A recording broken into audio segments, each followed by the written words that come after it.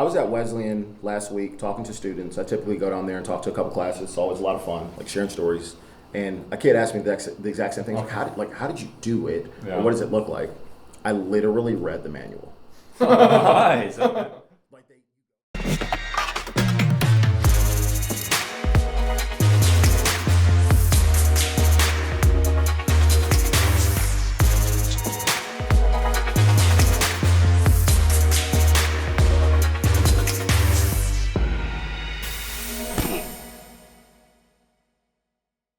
This episode is brought to you by Isometric Technologies, ISO, the ultimate freight broker's secret weapon. With ISO, you'll have access to industry-wide service performance benchmarks, dynamic carrier and customer scorecards, and powerful analytics so you can understand your service strengths, address your weaknesses, and differentiate your carrier network from the competition.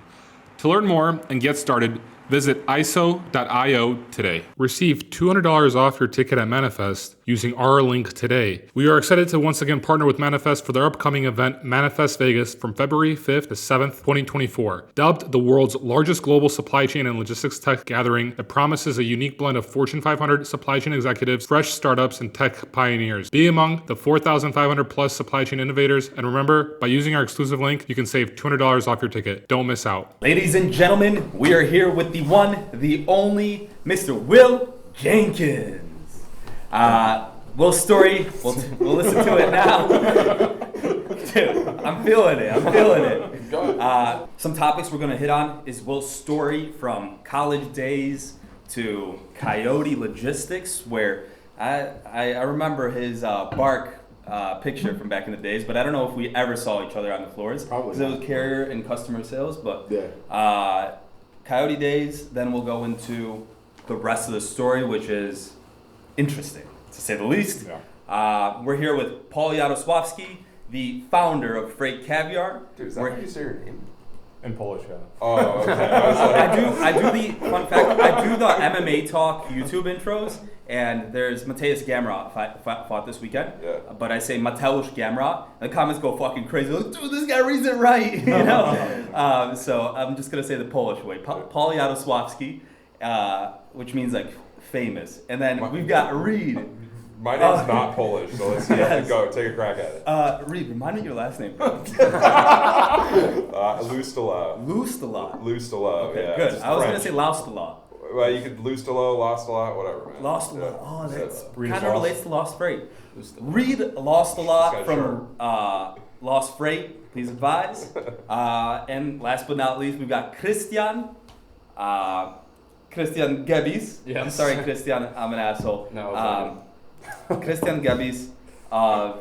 You're doing great on this part. Paul's partner and the brains, the mechanics, and someone that's just such a great soul. All right, fast forward. Cool, fast forward. And myself, this clown that's messing everything up. All right? Let's begin, gentlemen. Introduce yourself. I'm Tom Stowinski. There you go. Awesome. Mr. Jenkins, thanks for bearing with me. Thanks for bearing with us. We're here in the basement of a WeWork in Chicago. And let's kick off with your story. I mean, you were born in... Yep, so a little bit of background. Also, thank y'all for having me. I appreciate it. It's been a while since I've been in a WeWork, so good to be here. Oh. In the basement Back with you in the guys. saddle. Yeah, I know, we're back in there. So I'm from Maywood, Illinois. It's the west side of Chicago. For anybody that's familiar, it's near like Oak Park, River Forest, but Chicago kid through and through. I've lived here most of my life. Short stint in Atlanta right after college that we'll get into, and then back to Chicago. Really quickly, can you like summarize Maywood and your childhood? Like what kind of neighborhood? Yeah. So this actually I think is like really important to my story and like my family and upbringing. So both of my parents are from Chicago. Mm-hmm. My dad and mom both grew up on like the west side of Chicago. So my dad's from like the Austin neighborhood. My mom's from like the K-Town area. So could be rough neighborhoods, not a lot of really great things going on, but I have like incredible parents that kind of saw how rough Chicago can be, and they're like, all right, we're not gonna do that, right? Like, we want to be able to raise me and my brother, you know, in like a better environment to help us get to where we want to be. So we moved to Maywood. Also not an amazing neighborhood, not terrible, but you know, it's got some rough parts, and I think that gave me a lot of character because you understand how to like work through different scenarios, some of which that can be challenging. My parents put my brother and I through private school because the public schools in the neighborhoods weren't very good. And whenever I get a chance to talk to like different students, I mentor a lot of kids. I talk about like the different things that my parents did to help me get to where I am. They're my favorite people in the world. I talk to them every day, like super, super close, but I wouldn't be here if it weren't for them putting me through really good schools and kind of saying, hey, there's an opportunity for you to go on. You want to play sports, you want to have a great education, we'll have your back, but we want to make sure that we give you the best advantages possible. So incredible. Yeah. Incredible. Okay. I want to dive into that, but only for the sake of time a little bit. Yeah. I know that we're all freight focused like crazy. So whenever we go into it, let's tie your childhood back into it. Absolutely. Okay, so grow up in Maywood, you then get, it seems like you played a lot of sports. I did, yeah. So I graduated high school 2008. I played football at Illinois Wesleyan. That's one of the main reasons why I went there. What position? I played corner. Corner. Yeah. All right. So we have to do everything backwards fast. And Sweet. it's very tough. Backpedaling. That's a good way to put that. Yeah. Have you heard walking backwards is like super healthy for? Yeah, actually, it's great for your knees. Yeah. Yeah. So backpedaling, that's gotta be like Yeah. times two. 100%. Cool. Yeah, so I played football at Illinois Wesleyan. My brother also played football at college. In college, he played at Augustana, so rival college. He was 5 years ahead of me, so we never played against each other. But I knew one thing was that I wasn't going to go to Augustana. I knew I couldn't go there. Yeah. What position did you play? I played corner. Yeah, defensive back. So it was a lot of fun. Really enjoyed it. I always knew I wanted to play sports in college. But I knew I wasn't going to the NFL, right? Like every kid's dream, if you like sports, is to be a professional athlete. That's what I thought. Really cool. Yeah. Not big enough, not fast enough, but good enough to play in college. So that was a lot of fun. Main reason I went to Wesleyan, combination of academics and athletics. Great school, really strong football program, strong athletics in general. So it was a good time. I played all 4 years there. It was a blast. Cool. Amazing. Yeah. Cool. Wow. So I'm guessing like when you were playing football and like overall like playing sports when you were younger, you've always been kind of a competitor. You've always 100%. And can you kind of like, I guess before we dive into like your whole story, but like taking sports and the competitive like drive, how did you utilize that like in sales and later on like in your career? So I think there is a direct correlation between sports and the effort you have to put in to do well in sales or business. You can get that grit and determination from other areas, right? You can get it in school, you can go have a job that teaches you how to persevere and things of that nature. But from an early age, I was taught if you want to do well at something, you have to work for it, right? Like no one's going to give it to you. I'm 5'9", I'm like a normal sized cat, right? Like I'm not the biggest, I'm not the fastest, but I will outwork you, right? Like I am okay with putting in the work day in and day out. And I think that's the same in sales. I think it's the same if you're going to build a business. And I would rather bet on the person that is willing to put the work in than someone that's like naturally talented and doesn't work, because I will catch you. Yeah. Very cool. And I know you mentioned that you were selling knives. Yes. This was when before college, you started selling knives, right? Yeah, so I'll tell you a little bit about it. I was 18 years old. It was June of 2008, which is crazy. And senior year in high school, freshman year in college? Just graduated Okay. high school. So football camp starts in August, right? I've got this window of time, hang out with friends, do a little bit of work, and I thought I was going to cut grass for the summer, make some cash right before I go to school. And a friend of mine recommended me for this job, Cutco knives, Vector marketing. Shout out Vector, right? Now, hear me out. Everybody in the comments is going to be like, that was a scam. That place They isn't. cut things. The knives work. They're incredible knives, right? They're knives, man. They're just pricey, right? I had some. I loved them. I will tell you this right now. All of my friends that were any good selling Cutco all own their own businesses today are incredibly high-powered sales reps at organizations or executives. It taught me so much about building rapport, how to deal with rejection. I'll tell you some crazy stories. So went to a small private school, 400 students, right? So you know everybody. Right? You see these kids, right? When I first started selling Cutco, you go through 3 days of training, then they say, hey, start making calls, setting up appointments. I get my high school directory, I call every single person in there. I'm like, I'm selling these knives. Right? Like, I'm trying to get paid, right? So you were calling like kids from your high school? Their parents. Oh, okay, I was okay, that makes sense. That makes sense. Yeah, so I'm calling their parents, and I'm like, hey, you know, It's Mr. Jenkins. literally, right? This is Will, like, you know, I played football with your son, we're going back and forth. Click. Like, I'm getting hung up, hilarious, right? And I'm like 18 years old. Hey there, amazing listeners. If you're enjoying what you're hearing on our podcast, we need your support. It'll only take a moment, but it would mean the world to us. Please make sure to hit the like button on this video, subscribe to our channel, and don't forget to share with one of your friends that would enjoy our content. Your engagement helps us reach more people and bring more awesome episodes to you. Thanks a million, and thanks for being part of the podcast community.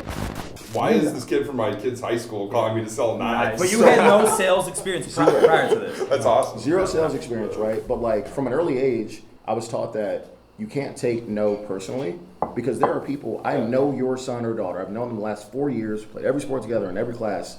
I called you and was like, hey, can I set up an appointment? You're like, no, hang up. I'm like, this is crazy, right? But at the end of like my first 10 days, I sold $10,000 worth of Cutco and made $2,000 at 18. Wait, how many days? That's sick. First 10 days, First 10 days, you sold $10,000 worth of Cutco. $10,000 and you made 20% I of made that. I made $2,000. Okay. So- was it all commission? Straight commission. Straight commission. So- How much so are these knives per? Yeah. The average order size at that point was probably $300. So, Wow. what So- are these? How many sets? How many knives were in a set? Like, did you have a bunch of different? How many? Infinite options. Yeah, okay. I could sell whatever. I And could so sell did one you knife like? for a set. Was this all on the phone? Like you just ring them up, or So- are you going in? Like what's Yeah. the process? So like, literally is how it worked. I was driving the 92 T-Bird that was Oh, passed down from hell everybody. yeah. It was Let's like go. aqua green. It had 1 billion miles on it. I set the Nice. appointments Strong. up, right? And I'm a goofy kid, so like none of the appointments make sense in terms of order. So I'm in like Naperville, then I'm in Maywood, I'm in like, South Chicago. They make no sense, right? But you go to the house, you demonstrate the knives, you ask for the order at the end, and you just continue asking until like you get an order, and then that's it. So it was in person. yeah. But you set appointments beforehand. I literally made calls. I would set up my schedule. Yeah. It would have like 5 or 6 appointments a day. Okay. I'd go drive to see him and Got it. try What to a sell stud. these. Did you have a mentor or anyone that was kind of like? Yeah. Shout out Danny Lewis. He was my first manager at Cutco. Still pretty close with him now. Nice. And he taught me something. So funny. You see the smiley face here? Yeah. All right. So it's like my pop socket on my phone. Yeah. My last day before the first 10 days, so it's day 9 going into day 10. They have this like challenge period when you're selling knives. If you hit these goals, you get prizes, you get a dinner, all this stuff. I'm like, I'm competitive. I want to win, so I want to get all the stuff, right? So 10,000 was the mark to get all the stuff. Okay. And I was at like $7,600 day 9 going into day 10. I called Danny. I'm like, man, I don't know if I'm gonna make it, right? I'm pretty stressed, and he's like, listen, you're doing great. Don't worry about it. Just have fun. He's like, just take a sticky note, put a smiley face on it, put it on your steering wheel, and like go do your appointments. And like at the end of the day, like I sold $2,600 worth of Cutco that day and got over 10K. And I'm like, Damn. okay, first of all, Danny, you're the man for like keeping me in the right headspace to be able to do this. Yeah. But if you want to go do something, it's going to be hard. And at 18 in June, I was like, sales is for me. Like, Yeah. Nice. this is So, it. do you think that smiley face like made you like happier, and because you were happier, you're able to sell better? Like, what was your selling process like? I think it was more about just like perspective, right? So you've gotten this far already. Yeah. So let's not get in the dumps about the fact that it's a large gap to overcome, right? Like you're close, and if you go really get after it and like sell with some conviction, like you might come home tonight and get 10K. So that's what I think was more perspective. Okay, got it. And so you took out from that like a lot of experience, knowledge. Yeah. Like I'm guessing as you were longer selling knives, you kind of learned what works, what doesn't. Totally. Can you kind of tell us what Absolutely. that was like? So I was at Wesleyan last week talking to students. I typically go down there and talk to a couple classes. It's always a lot of fun, like sharing stories. And a kid asked me the exact same thing. Like, how did you do it? Yeah. Or what does it look like? I literally read the manual. Nice. Okay. Like you go through training, and they're like, if you read this and you sell to the right target market, right? But you were reading it in person. Lit- Like we meet, and you just all right, sit down, and you start reading. I'm reading. I'm 18. I'm reading this thing. It's got all the stuff on there.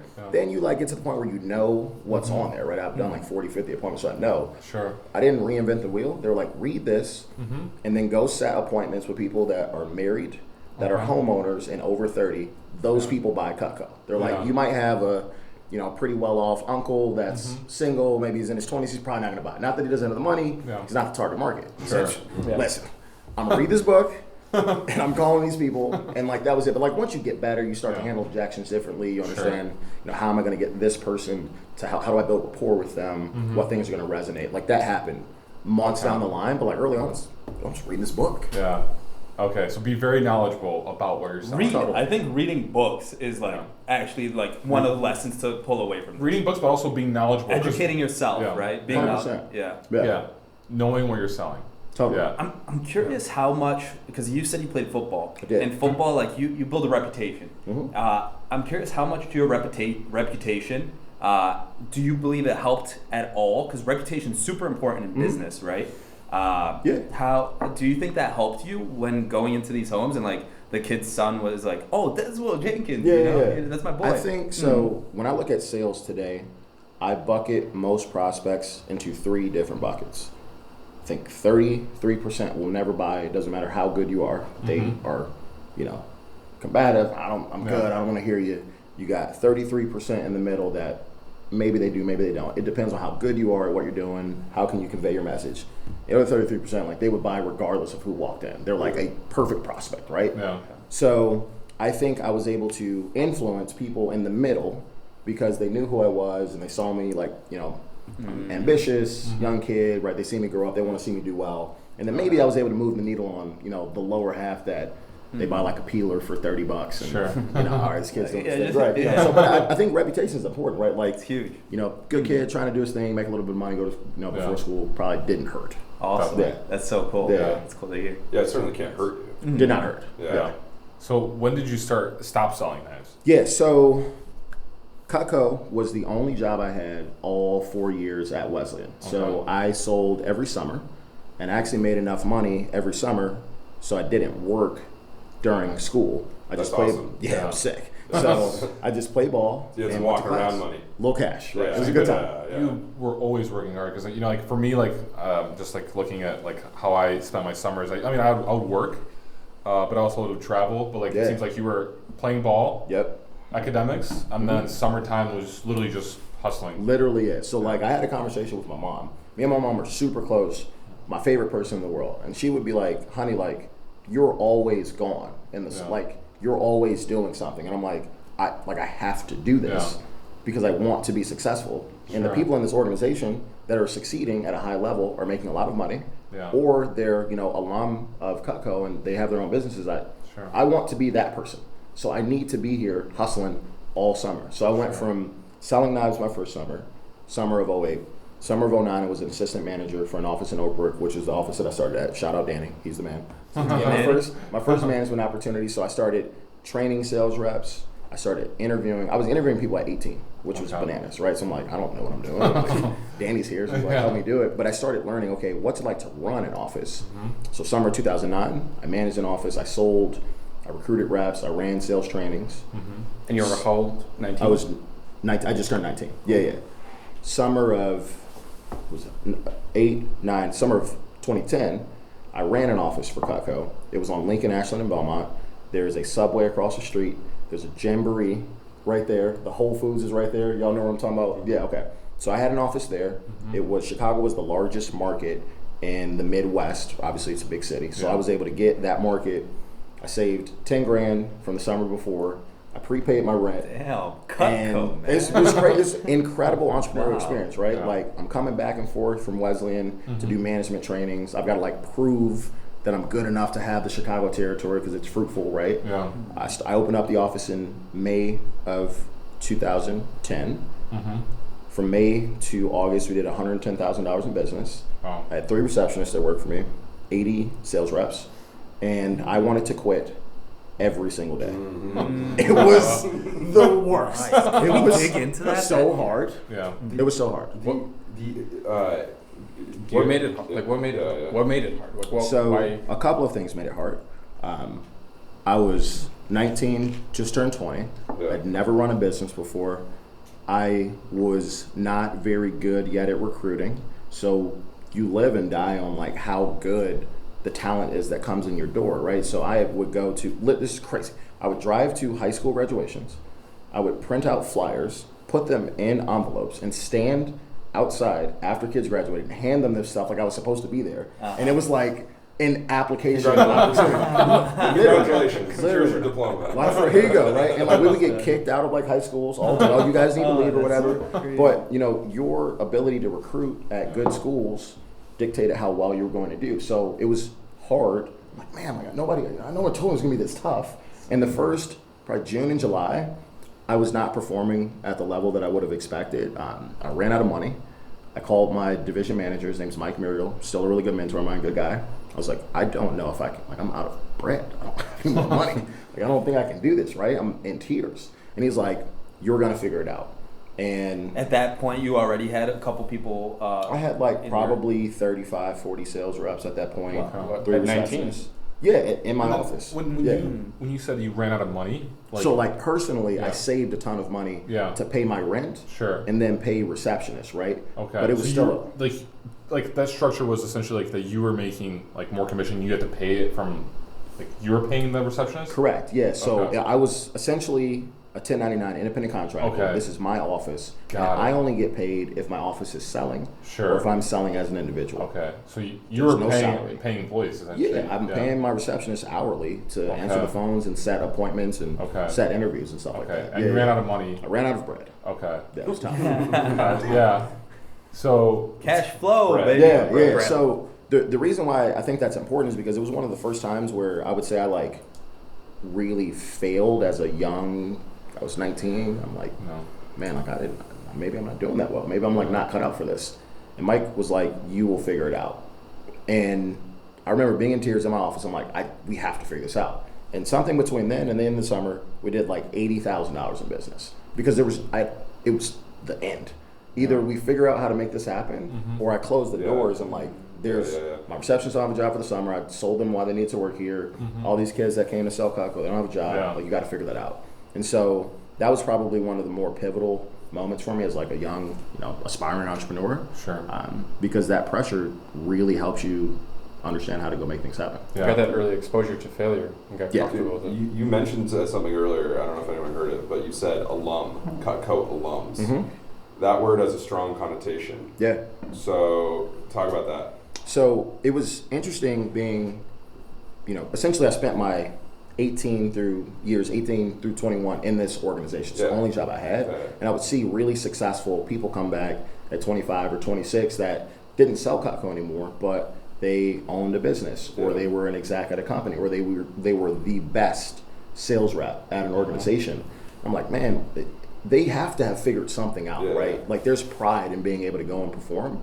And I think if you can go in like this was cold sales, 100% commission. If I did not write orders, I didn't get paid. Nobody was paying my gas. I didn't have a salary. Like that's not how this works. You what you kill. That's it. So my mentality as a sales professional from an early age was you need to close, right? You need to understand how to get orders and move things through the sales cycle to get the order. But seeing those people be successful gave me great perspective because I'm like, man, that could be me at 25 or 26 if I like stick it out, learn all these things, run an office. So it helped me look at the future and see what that could be. Yeah. So now, if we may transition to what was next after. So you graduated? Yeah, graduated Wesleyan in April of 2012. And my first job was with Kimberly-Clark Professional. They make Kleenex. They were probably a $15 billion company when I started there. I worked in their B2B sales team. So Kimberly-Clark goes to market through distributors. So they make Kleenex, or Cottonelle, or different hand sanitizers and soaps. When they sell them in local markets, they sell them to distributors, and distributors will sell them to the WeWork building, the Sears Tower, the Hilton. Very interesting. Yeah. So like when they sell to distributors, is that like the majority of what they're selling is B2B? No, so you've got the commercial side, you've got the B2B side and the consumer side. So two completely different businesses. I was on the commercial side. So you were just selling doing B2B. Okay. Yeah. Got it. So sorry to interrupt, just real quick, because you went from B2C to B2B. Yeah. What were like the differences or like the similarities? Totally. So I am so grateful for the opportunity to work with Kimberly-Clark because I was 22 years old. I had genuinely like no business having this job as a 22-year-old because I'm talking to people that are like, I'm talking to property managers that are 45, 50, they've been in it forever. They're like, who's this kid, right? And when you work for an organization as large as Kimberly-Clark, you get exposed to incredible practices like great process, really strong training. So your question, hey, what's it like B2B, B2C? I was used to quick, fast transactional sales, right? I go in, I set an appointment, 60 minutes later, you're either writing me a check or you're not. That's it. I go on to my next appointment. When I'm selling toilet paper and tissues, multi-million-dollar deals, for a distributor to stock Kimberly-Clark product in all of these buildings, right? So I had to learn how to build rapport over a long period of time. I had to learn how to be like professionally persistent because most of the time the answer is no. I'm not gonna lie to you, paper is paper. So, like how soft is it? Like that's kind of really it. Or like, the soap, like it's not that different. I don't But know, Charmin's pretty good. yeah, that's good stuff. But like, you know, you stack Charmin and Cottonelle, like they're both good, right? Yeah. So you're having these conversations, people are like, man, we're good, we don't need that, it's not that different, yours is more expensive.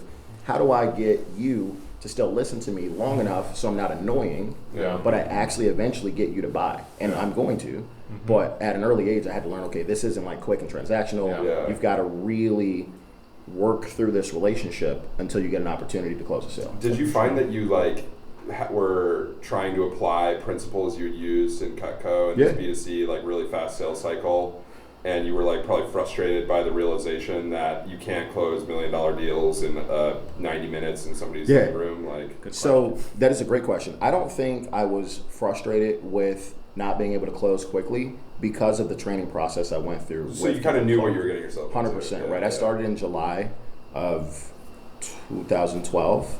I got into the Chicago office building market in January of 2013. And during that time period, I was doing traveling sales projects that were smaller opportunities, getting exposure to what it was like to actually sell. And I probably went through 4 week-long sales training boot camps. Like I went through Challenger Sale. I went through another like 100% tailored Kimberly-Clark sales program. I had a sales mentor. I had like Kimberly-Clark University. So by the time they put me out into the market, I was like, I know. So this wasn't like, you know, Weenie Hut Junior training program. This was like legit, like it's the real deal. Dialed in. 100%. Yeah, so I'll talk about this a little bit later when we get to MoLo, but a lot of what I learned at Kimberly-Clark taught me what it was like to truly onboard and train people. I think it is one of the only true differentiators in our industry. How successful are you at onboarding talent and how good are they at their job when they start? That is going to dictate how long they stay with you and how effective they are when they first begin doing what they're doing. That is so real. Yeah. That is so real. Yeah. You mentioned processes as well, like 100%. like it's corporate and everything's structured. And you know, I feel like a lot of small business struggle with that. because Sit they don't down have next that. to me and watch how I dispatch and broker freight. And, Correct. And then Exactly. and you're usually pretty damn busy as a broker. We gotta get into this. let's bridge the gap. From, Okay, so I was at yeah. KC until summer of 2013. Yeah. I started with Coyote in January of 2014. So I got into transportation sales because 2 of my best friends were business development sales reps at Coyote. Okay. We sold Cutco together. Oh, nice. So this is why you don't burn bridges. And 2 of my like most successful friends from Cutco were doing really well in BD sales at Coyote. I left Kimberly-Clark. I wanted something that I felt, you know, I could make more money. Maybe a smaller organization that had more of an ability for me to grow.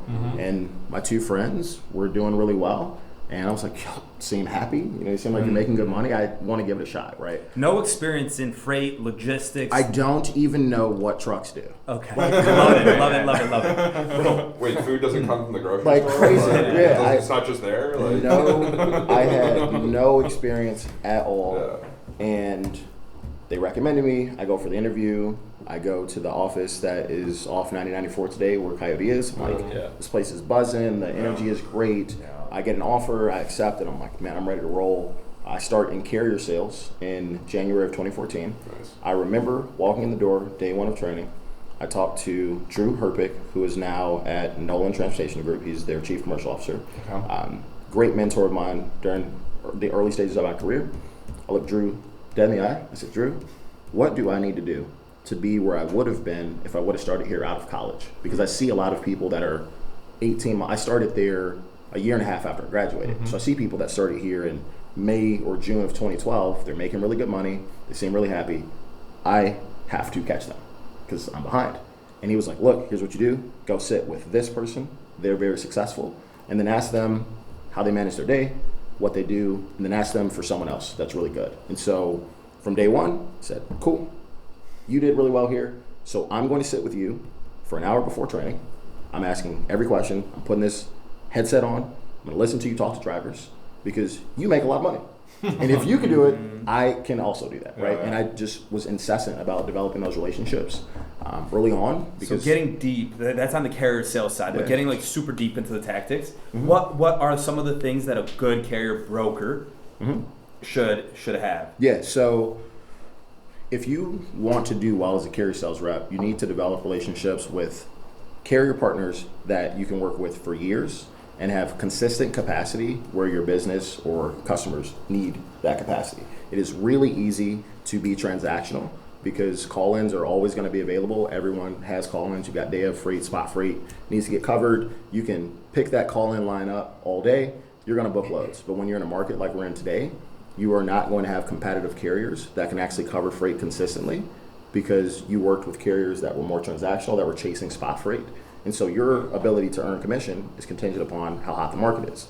But the best reps, it doesn't matter. I'm going to make my money regardless because I have consistent capacity regardless of market volatility. So that was something I learned early on. You got to develop relationships. Yes, I need to book same day freight.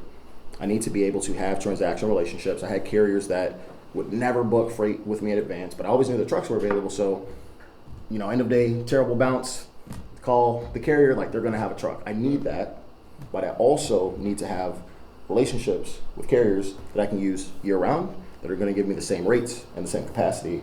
They're not going to go like this because they just want to run their business. Yeah. That is how you make money. Sounds like you're saying trust that relationship. Trust in that relationship. Because I know a lot of times as a new carrier sales rep, you go into your position and a carrier will bounce on you. Yeah. And sometimes you kind of get this feeling like, shoot, are they lying to me, right? Like that's this whole stigma of why we have Lost Freight, why we have Freight Caviar, right? And what I found in like a lot of my carrier sales reps that do really well talk about is just having that pure transparency, that pure honesty between the carrier sales rep and that guy. I was like, okay, you got to bounce on me, no problem, let's fix it, let's get it recovered, whatever. But like, you have a conversation with them. Yo, what actually went down? How can we prevent that? And like, if it happens again, how can we move quickly so that, because I'm starting to feel like you're kind of screwing me, or you're bouncing on me. I think like the best carriers, I still have carriers that I could call today and just like have good conversations with. I see them as friends. Mm-hmm. They just communicate more proactively. Mm-hmm. And so if a load of theirs isn't going to go well and they know their driver's not going to be able to make it, they're not going to leave me hanging. Mm-hmm. But that's because I spent time developing a relationship with them, so they value the fact that I'm going to keep feeding them freight that works, and they don't want to burn that bridge. That's awesome. So, starting carrier sales, I did carrier sales for the first 2 years, made good money. It was a lot of fun. Like, man, this is fantastic.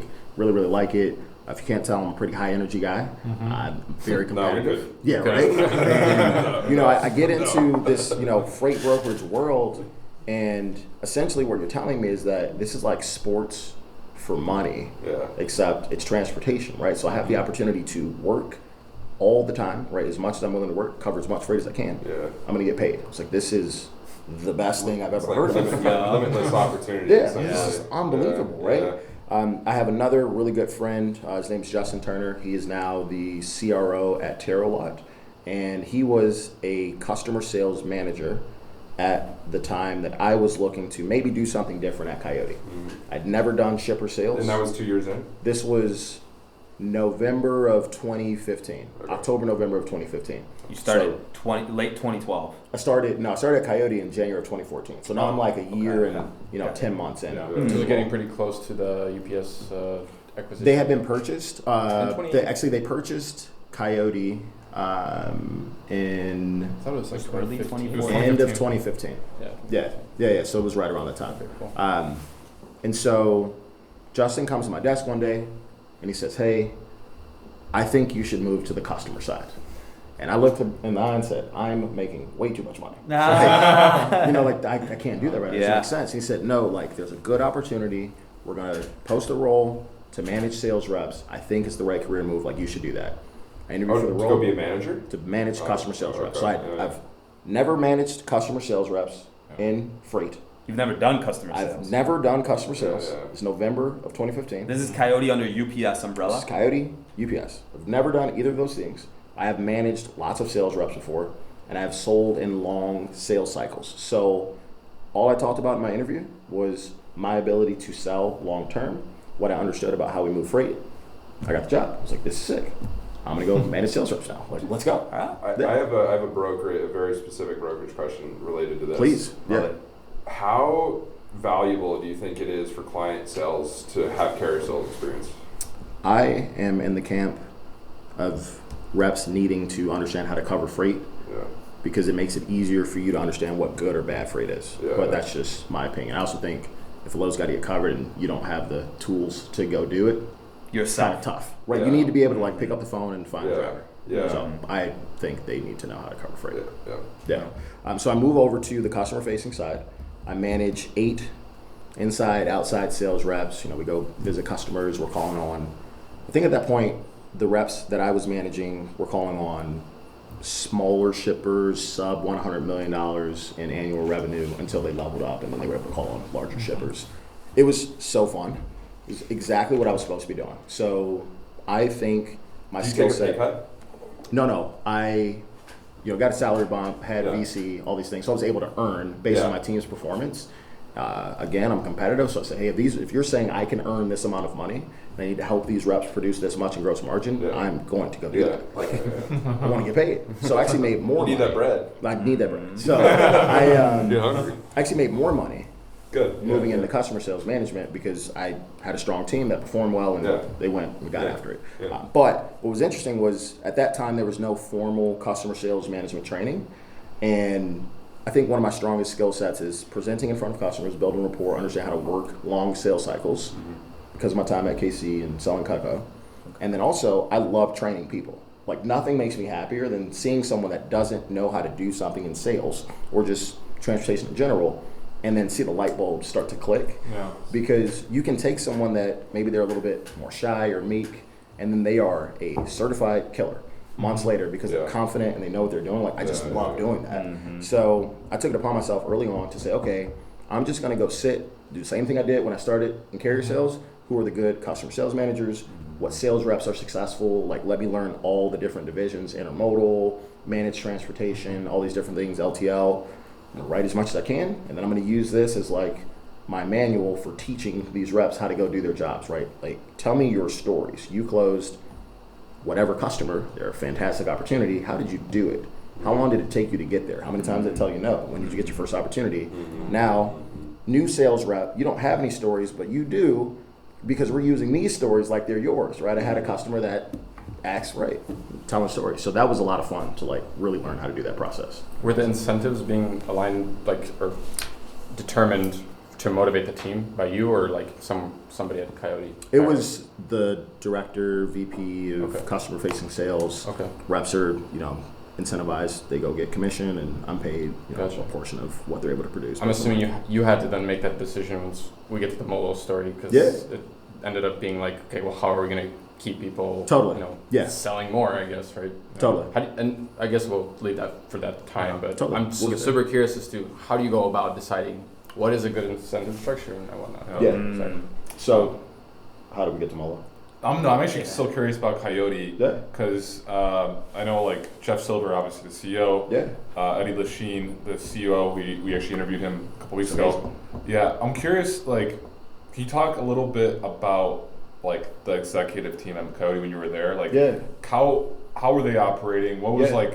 What did you see? And like I know like I've never met Jeff Silver, but I've heard like that he's like very smart and like he reads people like a book kind of thing. Can you just touch on those subjects? So when I was at Coyote, I didn't work closely with Jeff at all. It was too far removed, where he was way high up in comparison to where I was, but he was very involved in new hire stuff and being in the office, very involved in like customer facing activity, which I thought taught all of us a lot about how to be accountable for the business's success. So when I was in training, like Eddie Lachine came and spoke to my training class, and like Jeff came and spoke to my training class, and same here. Mary Ann came. It's awesome. It's cool. Yeah, it's super cool. It's an amazing training process Coyote had. I don't know if any other brokerage did that at that time, honestly.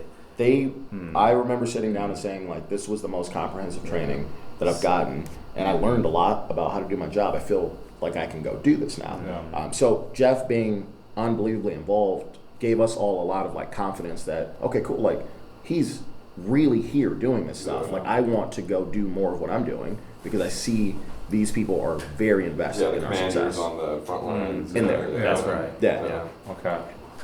Very cool. Yeah, seeing them on the floor with you was a cool. Yeah, super cool. Yeah. Definitely. I was listening to the podcast with Andrew Silver and what's his name, Paul Estrada. They're interviewing Kevin Nolan. What they mentioned, what I thought was kind of interesting, was when C.H. Robinson acquired American Backhaulers, all of a sudden they had like this carrier capacity that like they didn't, C.H. Robinson never had before. Like American backhaulers had all these carriers and they had great relationships with them. And then I know like they mentioned that Coyote Logistics had the same thing when they acquired Access America. Yeah. They acquired all these carrier relationships, which I just thought was valuable because like I never thought of acquiring a brokerage with the carrier relationships. It's but huge. It's huge. Yeah, it's huge. It's huge. That's cool. So Coyote, how long were you at Coyote for? I was at Coyote for 3 years. 3 years, okay. So I've been in the industry for 3 years. Yeah. It's January 2017. Yep. I got recruited pretty heavily by Transport America to be their director of business development. This process probably started in October or November of 2016. And I'm an ambitious guy, you know, it seems like a cool opportunity, a career bump, nice salary, cool incentive package, smaller company. I'm able to grow, so I go through the interview process and I take the role. Like, this is super exciting. They recently acquired a company called Optimal Freight, so they had a brokerage now. It's Noam Frankel's old brokerage. So I'm like, man, you know, just tons of opportunity. It's an asset-based company. I've never sold for an asset-based company, so it'd be great to learn, you know, what's it like to be able to go to a customer and say, hey, I can drop trailers and do all these things. So that was pretty cool. So I start there in January of 2017. So brand new, fresh, new role, but I was at Coyote for 3 years.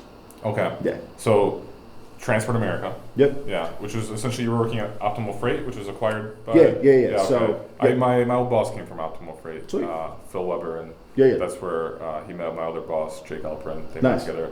So I know, I'm well aware, I know Nick Dangles was from there, and then I think Ryan Schreiber was there too, or something like that. Totally. Yeah, so pretty neat crew out of Optimal. Can you tell us a little bit about that experience? Yeah, so I was there from January until April 2017. Okay. So quick stint. Got it. I got there. It's a great organization. Transport America is a good company. Optimal Freight's a good brokerage. I saw a lot of differences in things that I was used to seeing in terms of how we manage and train employees, some of the onboarding processes, how you go about managing customers, and so it got me thinking that maybe there's something more out there that is a better fit for me career-wise. Like I was like, I don't see myself building here. Yeah. Sometimes the grass isn't greener, right? Like you make mistakes. So, nothing bad to say about them. Great organization, just wasn't the right fit for me at the time. So I did what any 26-year-old, I was 26 at the time, would do. I took a backpacking trip to Europe. There we go. I was like, what am I going to do, right? It's so smart, actually, that move is so smart. I think all of us here have done something similar. 100%. Let me clear your head. It's April of 2017. A few days before my birthday, and I'm in Europe listening to Shoe Dog by Phil Knight, which is one of my favorite books. And I'm like, man, I didn't know all the trials and tribulations that Nike went through. Basically, they didn't make it until they made it, right? Like, it was hard the entire time. And I remember getting back, I leave Transport America, and me and Andrew worked together pretty closely. When I was at Coyote, he was actually a manager of mine. Okay. It's so funny. On the carrier sales side? On the customer sales side. So he was the director of business development over Chicago. Okay. And I was one of the managers that reported into him. So we're super close. Me and Stefan, who's another one of our co-founders, are super close. Stefan Mathis. Stefan actually tried to recruit me to be his carrier ops rep right out of training. And I was like, I don't think I want to do that. Like, I think I want to go book on my own. But yeah, Stefan's incredible. And we started talking about, like, what would it be like to build a brokerage, right? Like, do we go out and raise money? How do we go find an office? We need to get insurance. We need to figure out what type of customers we want to go after. What is the brand? What makes us different? So I started working on MoLo in April of 2017. Why MoLo? Yo, we'll get to that. It's a good story. It's a good story on that. Okay. Yeah. So I left Transport America, started working on MoLo. Yeah. We launched MoLo July of 2017. July, okay. So you just got back from Europe and you met up with Andrew. I left Transport America and I was like, all right, let's do this. Okay, cool. Can you tell us a little bit about like Andrew and your relationship with him? Like I've heard that Andrew's like, I met him before, but I've heard that he's like really good at customer sales. Incredible. Yeah, great in front of customers, understands. If you spend that much time around the business, you're going to understand which customers make sense. Yeah. You're going to be able to talk about pain points. You're going to be able to hit on things that resonate with them because you spent so much time understanding the business. So incredible at customer sales. Okay. Yeah. Okay. Very cool. So you get together, and what was like the beginning at MoLo? What was that like? Okay. So it is June of 2017. We're trying to figure out. We're like, okay, we're going to launch the day after July 4th. We're launched July 5th. Right? Okay. Like everybody enjoy your holiday, and like July 5th, we're booking freight. Like we're gonna do this, right? And we go and we meet with a company in the West Loop to talk about like marketing and things like that. And we had all these terrible names, and they're real bad. And one of which, Simba Transportation. Which one was it? Simba. I love it. But here's why it's bad, right? You Better get than like Bang Bang, maybe? No, Bang Bang was sick. So we're in this office. They're ripping us apart about how we're gonna have like no SEO because people are gonna think we're like a Disney character. Wow. And so we're like, we were supposed to launch in like 4 days. Like we don't have a name. So we go to Al Shabal. As you would in the West Loop. We put our name in, we wait, right? Yeah. We're having lunch. 6 hour wait. 6 hour wait, right? We're hanging out. And we're like, what are we going to name this business, right? And we start going back and forth. Andrew mentions this app called Tomo, it stands for Top Modern, which is like, they sell a bunch of different random stuff, right? Like clothing, gadgets, all this stuff. And we're going back and forth. And I'm like, what if we go by MoLo? So you're the one who came up with Yes. this? Oh, wow. And like, wait, like, logistics. what does it stand for? Modern logistics. We're like, wait, that doesn't stink. Like, it's not awful. It's its own name. Like, you jam it together. You can say MoLo Solutions. Easy to remember. Yeah, but we're just brainstorming on all these different things. Like, you come up with good ideas when you throw a bunch of stuff on the wall, and you're like, wait, that's not bad, right? Yeah, that's actually okay. Yeah, sure. So. Okay, so how many people were involved in the beginning at MoLo? Like, what was the so founding essentially, it's Matt Vogrich, Yeah. who went to college with Andrew. Yeah. Stephen Mathis, myself, and then Andrew wasn't involved until his non-compete was over. Okay. Because you got to set that out. Sure. So he joined formally in March of 2018. But like the day we launched, Yeah. it's me, Vogrich, and Mathis on our laptops and cell phones trying to cover some produce loads. Nice. Nice. Those are probably the easiest to get. What made you go, produce? Yeah. So our first investor was actually a customer, and they wanted to start a brokerage. And so they had some cash. They also had some freight. So it makes sense, right? We can give you guys some produce loads beginning. You can start to build a carrier network, get a little bit of cash. Like, we think this makes sense. So that's how we got into that particular customer to begin with. Okay, got it. So I want to hear more about the beginnings and like obviously the development. 100%. I know that you were in a really small office. 25 West Hubbard. Yeah. Right above. So there used to be a bar called Social 25. Okay. That is closed now. I think it's now called like the Milk Bar or something like that. It's Okay. by Theory and Howlett the Moon. Yeah. Yeah, so it was the most startup of startup offices, like 2,500 square feet, small, dusty, and there's nothing nice about it. We share a bathroom with the marketing company next door. Cool. Like, very much so a startup. Yeah. Do you guys have a gong? No. This is Chicago. This is pre-gong days. No gong.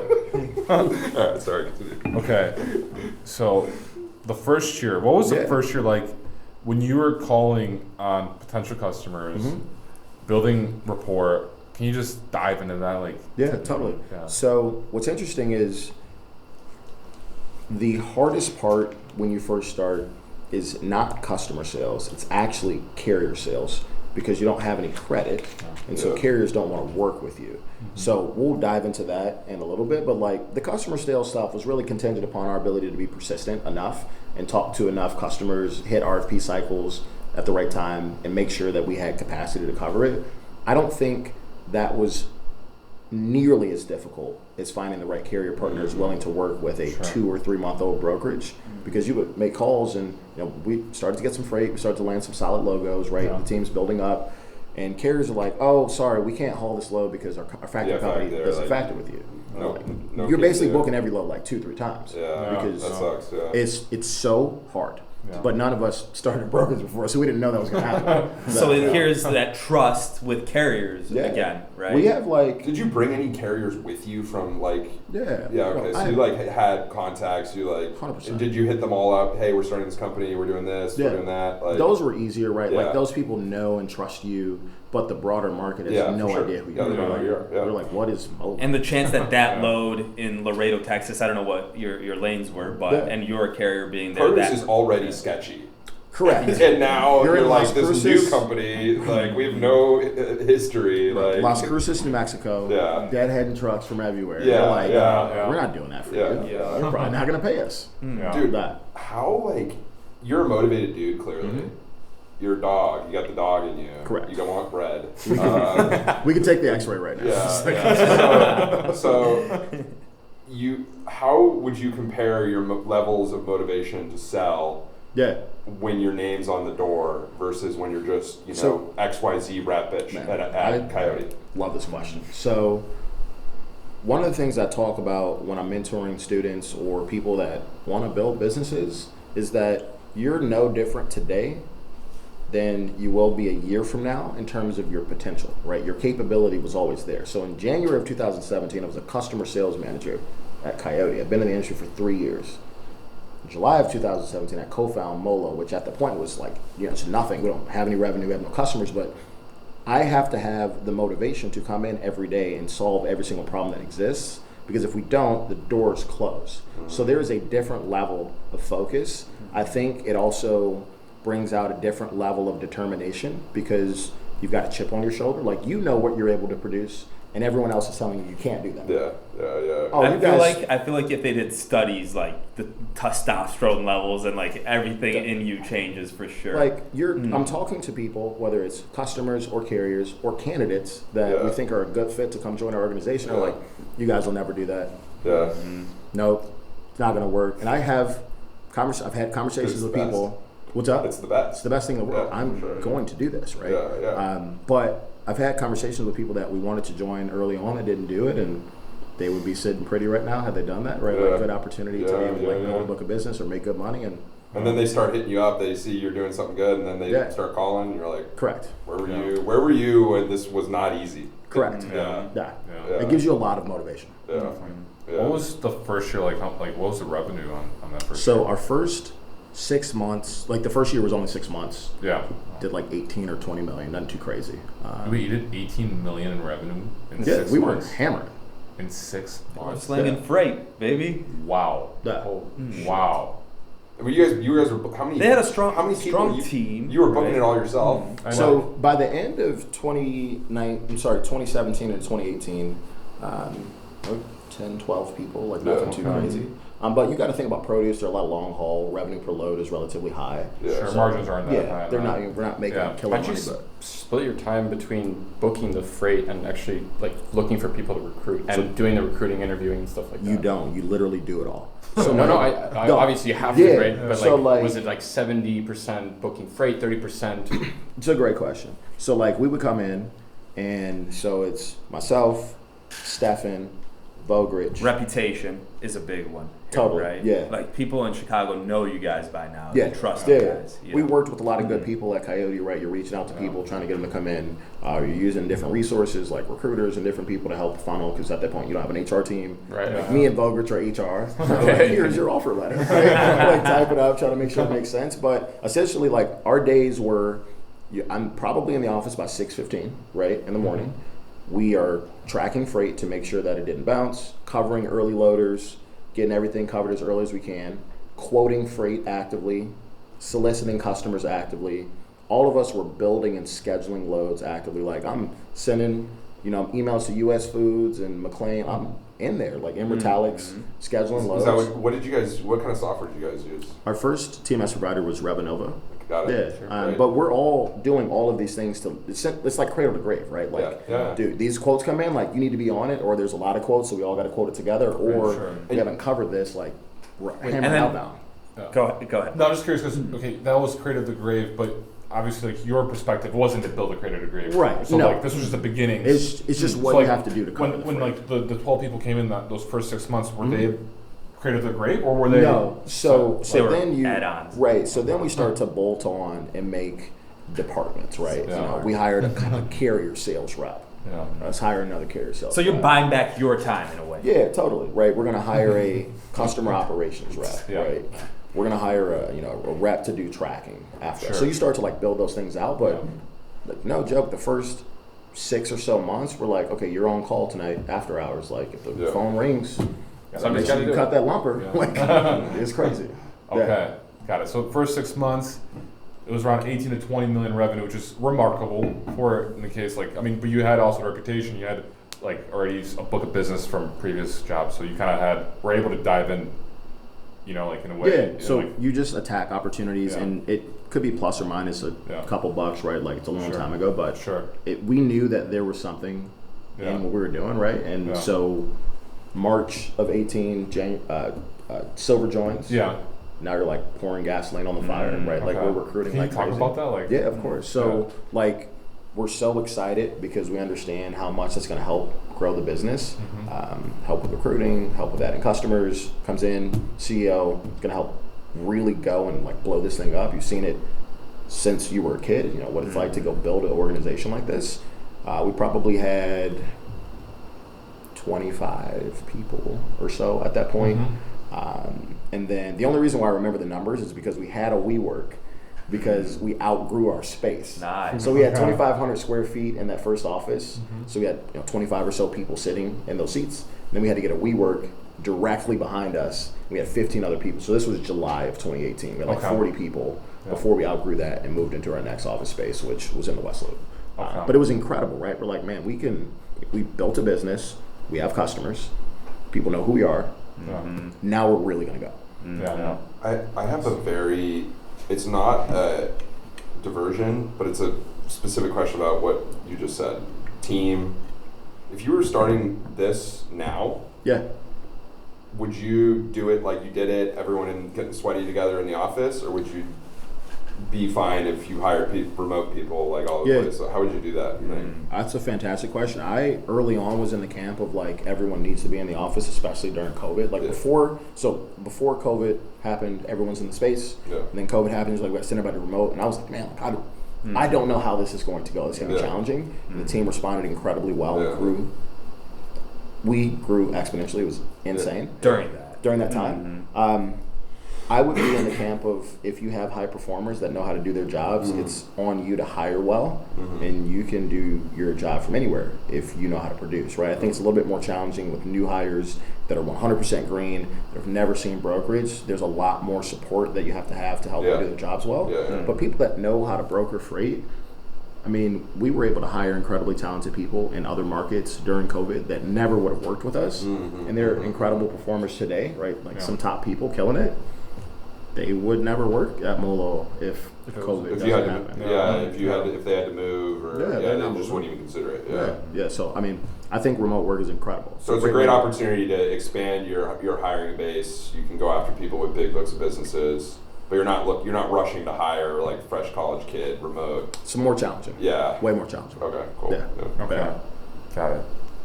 Very cool. The time to become a freight broker was Coyote early days, 2010, before everyone was remote. I guess that it's still you can still become a freight broker, but that's when you had all the leaders in the office. You had all the top salespeople in the office. Now post-COVID, the freight market is different. I think we can all agree on that, right? Yeah. I do see a transition back into fully office. It seems like that's where a lot of freight brokers are going, for the most part. At least that's what I've noticed overall. So it might come back. We'll see. Things change.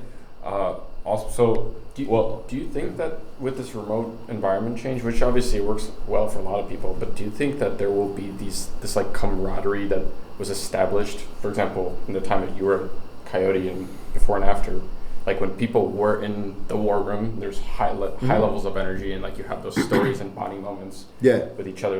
Do you think that is capable, is possible in this remote environment? I guess moving forward, speaking strictly about logistics, right?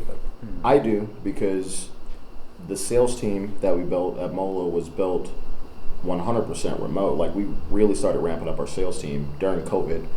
That team has a great culture. There's a lot of them that are learning from each other in a remote capacity. I think your ability to succeed remotely is predicated upon how well you communicate and what processes you have to train people and how accountable you hold your leaders to continuous education type stuff. What checks and balances do you have to help your people do well? There's always a component of in-person that you cannot replicate working remotely, but I think it's more of a crutch than it is 100% it's not going to work, right? There are organizations that have massive multi-billion-dollar divisions that never work with each other. They're in a different country. Right.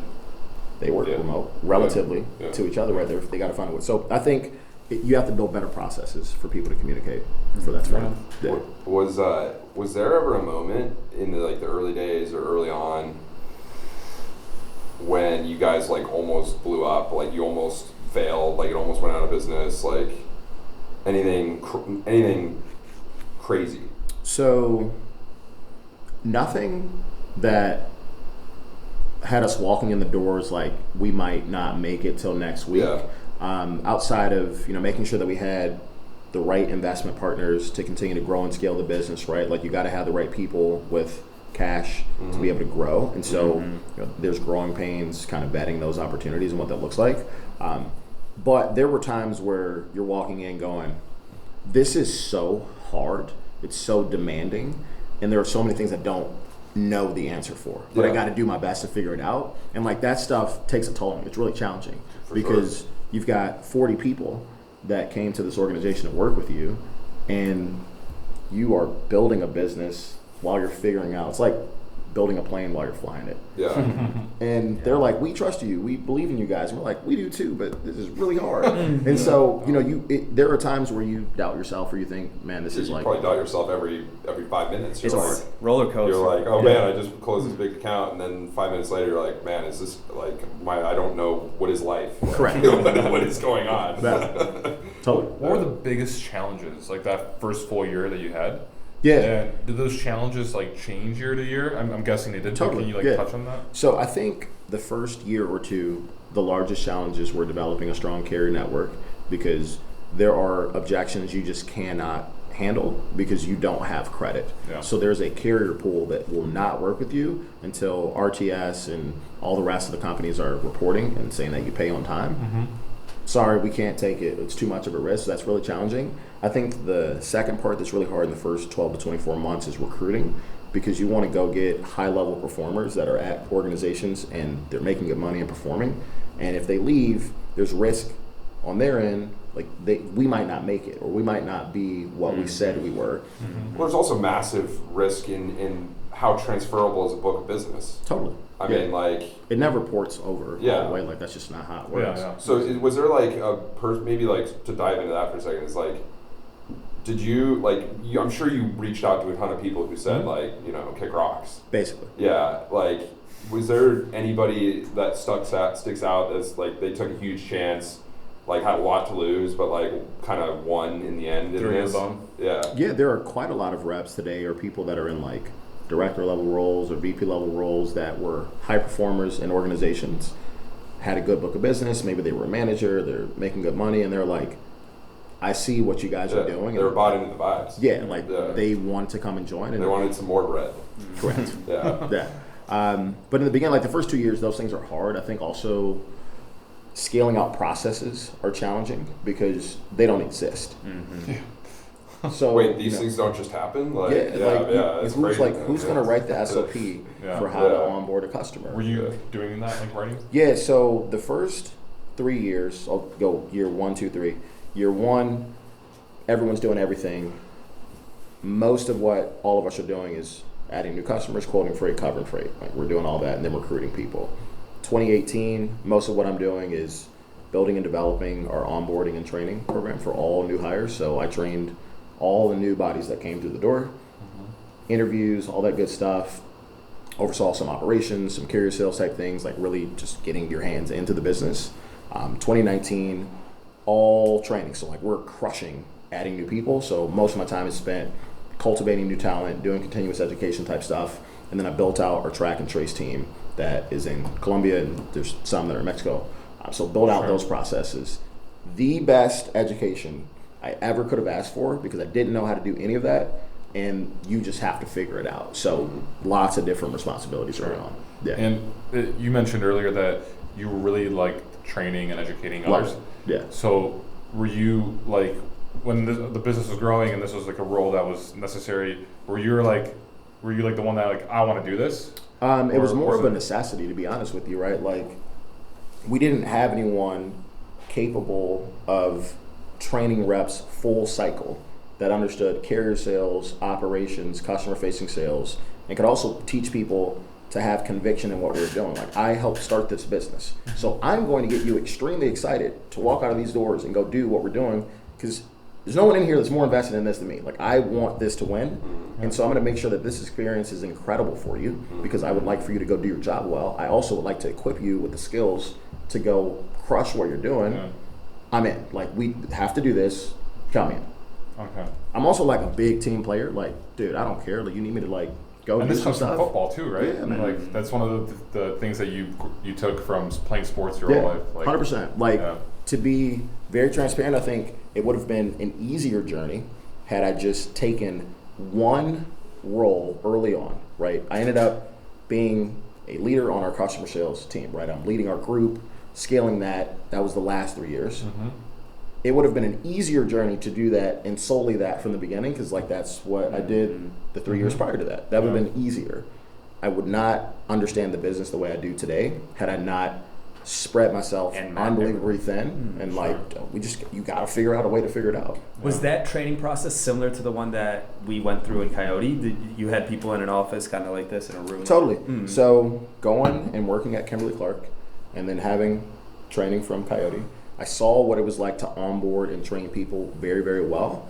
And I'll say it again, I think one of the only differentiators is how you train and onboard people and what it looks like to help them do their jobs well. So you're going to get classroom style training.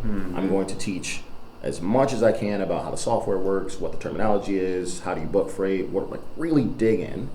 And then you're going to get a chance to do that in a more controlled environment. And then you're going to go join your team. And then if you go on to customer operations, now we got to put you through cohesive customer operations training, and you start to go do that. But like, you could be in the industry for 5-10 years. You can be a brand new person. Like, you're going to get this classroom style training because it builds camaraderie, and it's going to help people actually understand how to go do what we do. Because y'all all know what you do at one brokerage is not exactly the same as how people do it at another shop. So that was important. That's huge. And also building that camaraderie, having a friend that you went through training with go into the customer ops role, and you're a carrier sales guy, and being able to just exchange information, that's huge. That's huge. Huge. For the timeline for MoLo, so we started, it was July 2017 is when MoLo starts. You got like 10 or 12 people first 6 months. Then Andrew comes on board March 2018. Afterwards, I think you moved to WeWork after like a few months afterwards. Right? Yeah, we were in a WeWork we had 15 people in a WeWork, 25 people in our office on Hubbard. Okay, and that was like during the summer, like 40 people.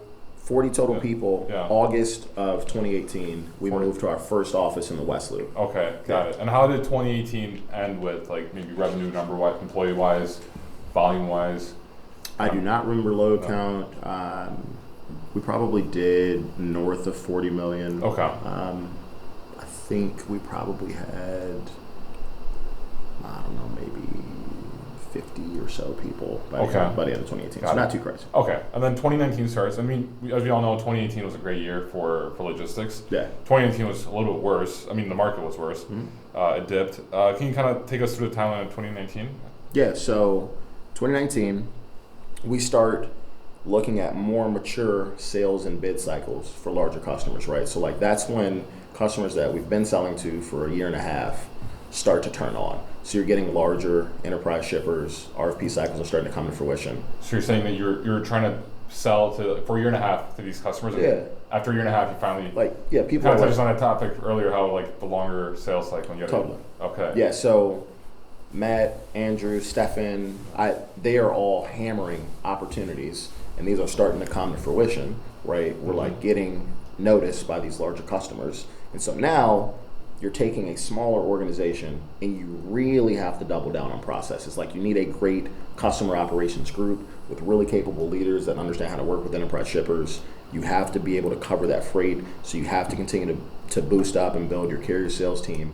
Like, now you're a real brokerage, right? Like, before it's a little bit more transactional, you're doing your best, and like, you know, we're excited and telling everybody we're like the biggest, baddest thing, but like, you really haven't made it yet because there's not quite as many enterprise shippers and large customers that are giving you opportunities. 2019 comes around, like, these start to come full cycle.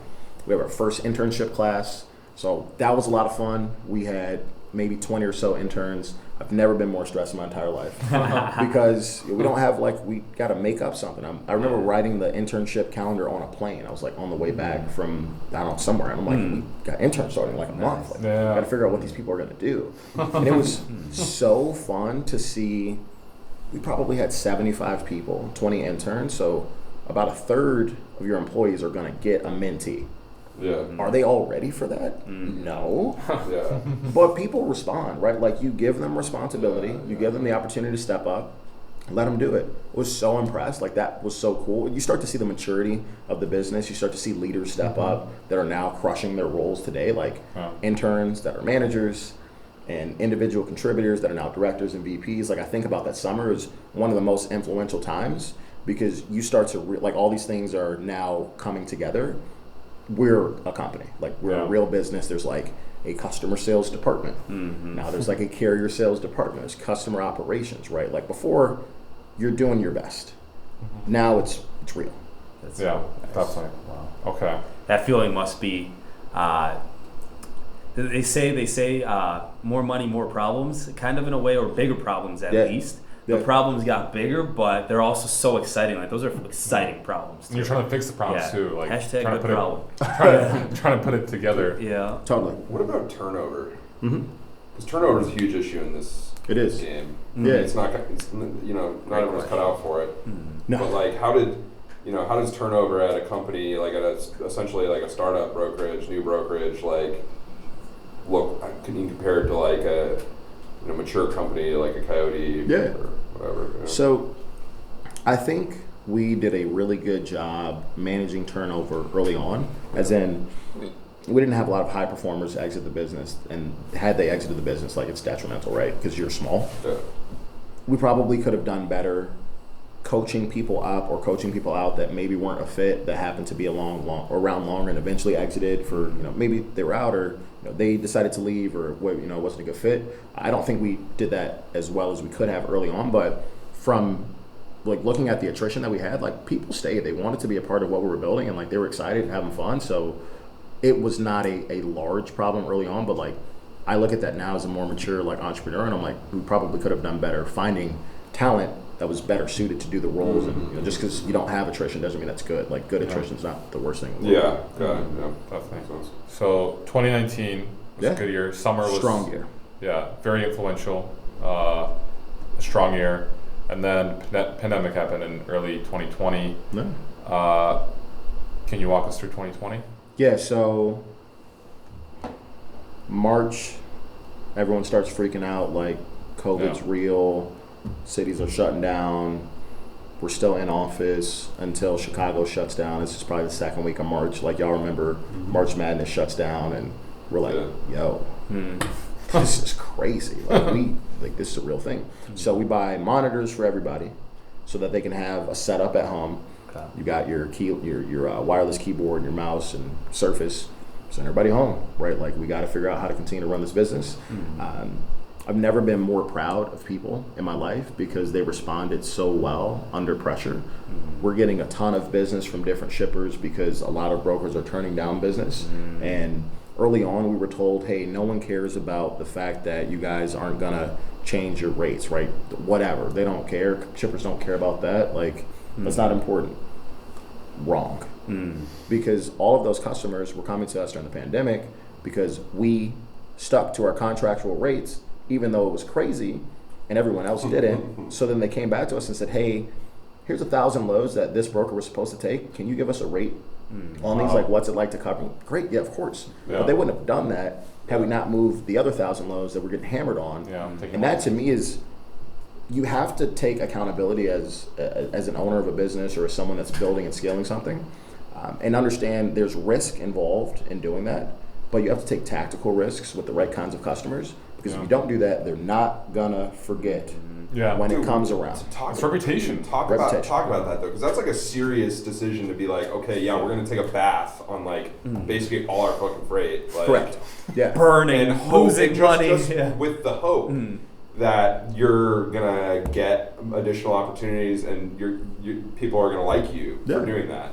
Because literally everybody reneged on everything. Everybody. You mentioned that it was I think that you had to be strategic with Like, So you literally, were you guys like sitting around being like, hey, like we're getting hammered on every single load, like what do we do? Like cover the loads. Yeah. So was that just always like that, or were you cover the loads? Yeah. Because there's something in this industry, and really you can think about it in any service-based industry. Yeah. If you service your customers well, they are going to come back. You are giving them a reason to buy from you again, right? Yeah.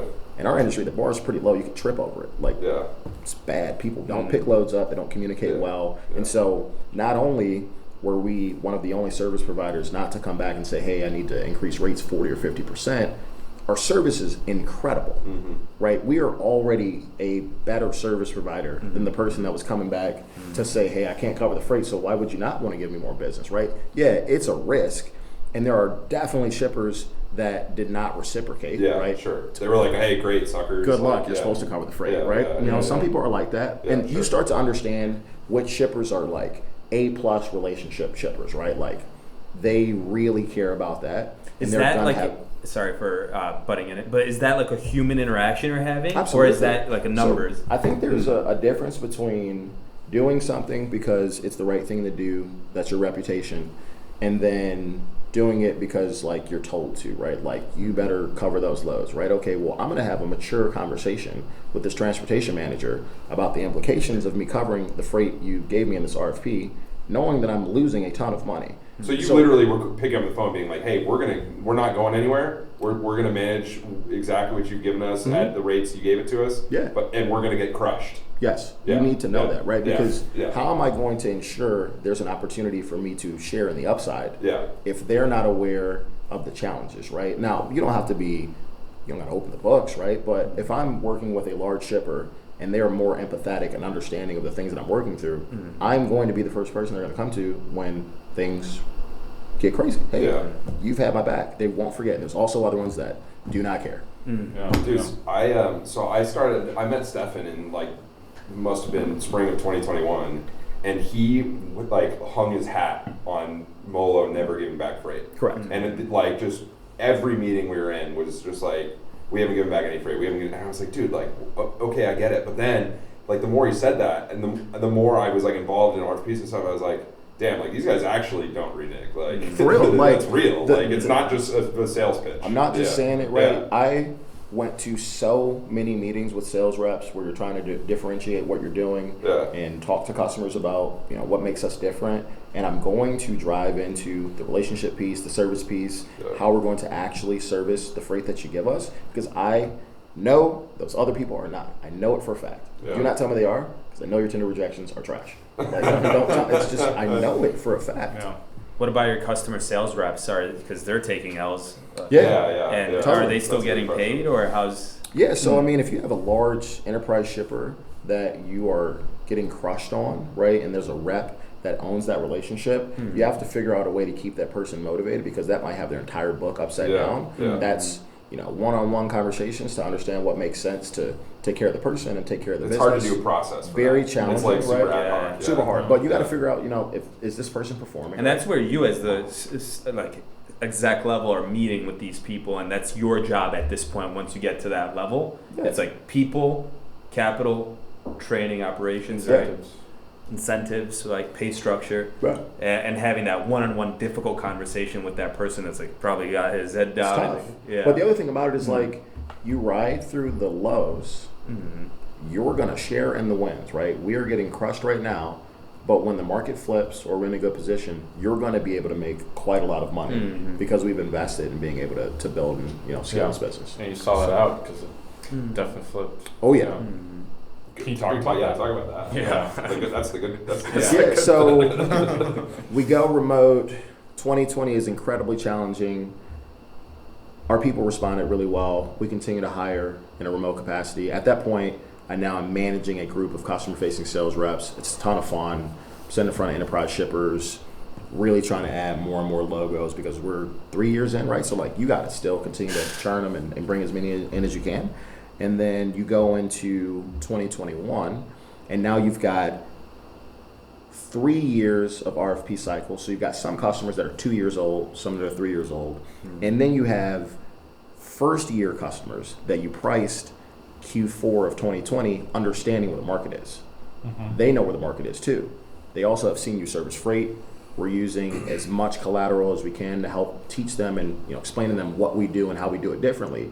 So now you've got a better position, you've got a better opportunity to come out on top or even with the RFP because you know what market we're in, right? Like 2021 was tough too. But if you had a lot of really low price contractual freight, like you're getting crushed still.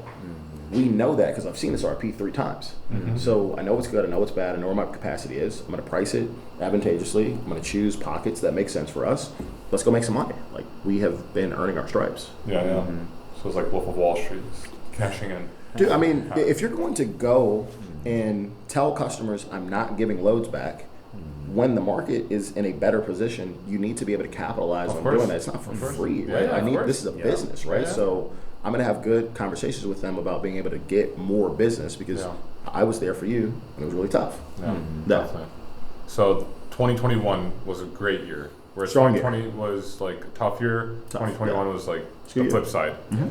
Okay, and then that was also when ArcBest came into play? Yeah, so we were purchased by ArcBest in November of 21. 21, okay. Yeah. But that was probably a much longer process. Absolutely. Top.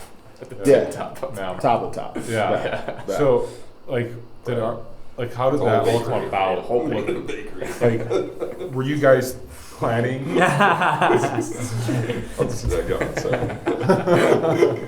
Were you guys planning to like get acquired within a time frame? Like, how did the whole ArcBest situation come about? And like, obviously, acquisitions take a long time. So, So, to run these businesses, you have to have access to quite a lot of capital. You burn a lot of money, salaries.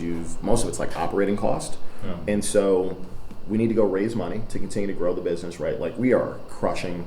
Our revenues are going through the roof. Like you got to be able to get access to more capital, and so the options are go out and do a raise, or maybe there is an option for a strategic acquisition. And so we're looking at both. Raise money. Is there a good partner? When did you start looking? Just curious. We have been planning to raise going from 2020 into 21, 2020 into 21. We're like, we need to raise money. Right? Like this has to happen for us to continue to grow at the clip that we're growing. And so sometimes opportunities come up that you don't expect, and ArcBest is looking at, hey, can we buy a truckload brokerage that's a good fit that has different services or different customers or maybe a different talent base? Can we acquire that? Does that make sense? And they happen to be looking for an organization like ours. And so as we're going through the process of do you raise money, do you look for a strategic acquisition, it made sense as you continue to go down that line month after month and get further and further into that process. And when you got acquired, it was like I think the metric was like you had around 500 customers, like, and 500 million in revenue around? We finished 2021 at 615 million in revenue. Okay. Yeah. With 500 customers? Yeah, so big bakery. Yeah, they're I think that's not that many customers. Correct. So it's like no customers. They're like mostly enterprise customers, right? Yeah, like we were very deep with a lot of them, and like really going after contractual business and building that up. And one thing, hindsight's 2020. We could have done a significantly better job early on going after mid-market and small shippers, diversifying that book because it exposes you to less risk as the market fluctuates. But we were, heavy enterprise shippers early on, very much so. Also on top of that podcast with Andrew Silver and Paul Shrado, Andrew mentioned, I think, or Kevin mentioned that Andrew loves RFPs or just loves contract rate. Yeah. Can you touch on that a little bit? Like totally. Between the transactional versus... Absolutely. So long term, if you're going to build a brokerage, you have to have contractual freight because it's the only way to build a carrier network. We live and die on our carrier network. The stronger the carrier network is, the easier it is for sales reps to go out and find business and feel comfortable that you're actually going to be able to cover it when you get it, right? All of us get on the phone, start calling customers, say, great, please advise, here's a bunch of loads. You don't have any carriers, none of that matters, right? But it's the cart before the horse. I have to get the contractual business to build the carrier network. So it makes a lot of sense to go after customers that have consistent business. Small, medium, and enterprise shippers, they all have different levels of consistent business. The more often I see it, the easier it is for me to get the right kind of carrier. The right kind of carrier is going to give me the right price point, right service level.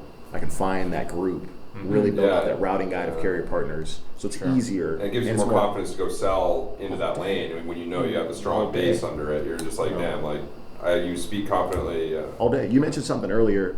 You said like, more money, more problems, things like that. Like in brokerage, the more freight you get, the easier it gets to cover freight. Because you know which carriers take what. So you're developing that internal network, right? So you run Chicago to Laredo enough. I know every carrier that runs Chicago to Laredo. So if I'm a rep, I'm more confident because we run that 3 times a day. Sure. Phenomenal. So ArcBest comes into the picture. Yes. Tom, you're going to say something? Yeah, ArcBest, that acquisition, what does that look like? So the deal closes November of 2021. Is that How a are you long feeling process? that day, by the way? Yeah. So the deal was announced, I think September 28th or September 29th, and Freight Waves puts out an article and like it hits, and people are like, "Oh, they really did it! Like this is a real thing." And I don't think it really hit me until the deal closed, because stuff happens. And you got like it's not official until the deal closes, and like everybody gets paid, and like. I don't know that I ever expected for us to have the opportunity to build and scale the business as quickly as we did. And 4 years is a pretty expedited time frame. I don't think that our expectation was to do it that quickly, but the timing made sense, right? Good opportunity and strong partner to be able to grow with. I was ecstatic, right? I'm looking at all of the things that were challenging for years, and all of the people that said you won't be able to do it, and you can't compete with this company, or you won't be able to do that. And we're like, yes, we can. I would bet against these people. I would bet that we would do it 10 times out of 10. I would go to work with those people because they have the right type of character and work ethic to go and develop it. And you didn't believe us. Yeah. We did. So you wake up in November and you're like what were the emotions that you're feeling? I don't know. Like an out of body experience. Oh, I'm like this is real. Like they bought us, and they have now distributed the funds. Like people got paid. But I'm like, this is insane. This is like a real thing. And as a kid, I wanted to be an entrepreneur. Like I start selling Cutco, and I'm like, it's my first entrepreneurial venture. And then I get into sales, and I start doing that at Coyote, and I'm learning, and I'm like, I'm like running my own little business. You got your book of business, making some cash. And you get a chance to build an organization, and eventually, thoughts are maybe you exit it, maybe you IPO. Like you never know what's going to happen, and you get to take that all the way to fruition. Like this is crazy. We started. I was 27 when we started this company. Crazy. Nuts. Yeah. Incredible. Was there anything that you purchased like right afterwards? So, did you get a G-Wagon? No, I did not get a G-Wagon. I am. It's not too late. No, it's not. It's parked outside. No, I'm not like a very flashy, like spend a ton of money cat. I do love to travel. I love to eat good food. So, a couple fun trips and go out and, party a little bit. But I didn't buy anything. Like, we didn't get bought, and I was like, I'm going to go buy this car. Come on, you must have bought something. I mean, I just got back from 3 months of travel in Europe. So I would say that was certainly funded by. I mean, we're still fresh off of it. I right? just We're got still so back. fresh off of So it. you sold it what day? No, the deal closed like November 1st of 2021. Okay. Yeah. It's almost 2 years ago. Yeah, coming up on 2 years. So, and after they acquired MoLo, what did everything probably change really, right? So not really. The main thing that you have to work through is the integration, right? So you've got a truckload brokerage on the ArcBest side that was already moving truckload business, some customer overlap, right? Carrier overlap, relationship overlap. So the first thing you have to solve is, okay, how do we figure out which reps are getting... Dude. That happened to me and Reed. Sorry for butting in, but I think this might be valuable to just add to it. You want to take it, Reed? Well, I worked at Echo. I was a carrier sales rep at Echo before they acquired Command, after they had acquired Command, but before they merged the companies. Yeah. He was the first carrier I ever booked a load with. No joke. Yeah, Percy Transportation. Yeah. We reconnected through Paul like a month ago. It was crazy. I sent him a YouTube video, and he's like, "Yo, is that Tom Stawinski?" I'm like, "Yeah, it's Tom. He's my boy in Poland." He's like, "Dude, get out of here!" Like, the first carrier I ever booked was Tom, and the whole idea for Lost Freight came because Tom used to send like Google Docs to read all his trucks updated. Dude. And Reed's like, why don't more people send out truck lists and like this info that comes? Yeah, because I had built Percy working at Coyote and just wanting to be like the best possible carrier for brokers. Dude, you were the best fucking carrier. He was like the best carrier. Like he was like your dream carrier, like the perfect carrier. Percy Transportation. My brother still runs that. Shout out Percy. Yeah, good partner. Yeah. What small Chicago-based carrier. Oh. And rate for freight. Echo and Command merged like 3 months after I started, and I lost them because Command had a rep that was doing more business with him, and he was like I was new. I was like fresh out of training. You're brand. Dude, they took Percy away from me. I was bitter. Yeah, so that's like hard. That's like, you got to figure out how to do that and stitch these together without like pissing.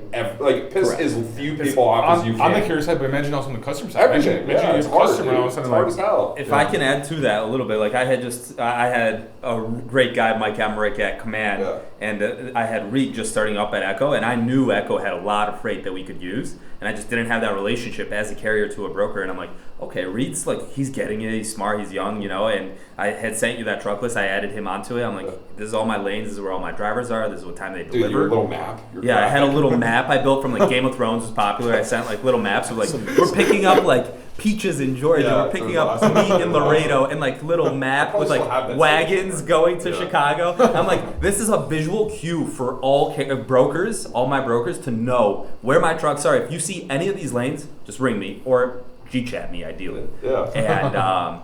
And so that map helped Reed, and Reed started feeding me freight. I'm like, fuck yeah. Okay. And then like after a month was it? Yeah, it was not very long. That merger. And I was so pissed. I still had money, but yeah. I was like, damn, it's like. Yeah. So these mergers, this strikes home, man. Totally. I mean, it's tough. You got to make the right decisions and make sure that you're looking at how do you protect the business.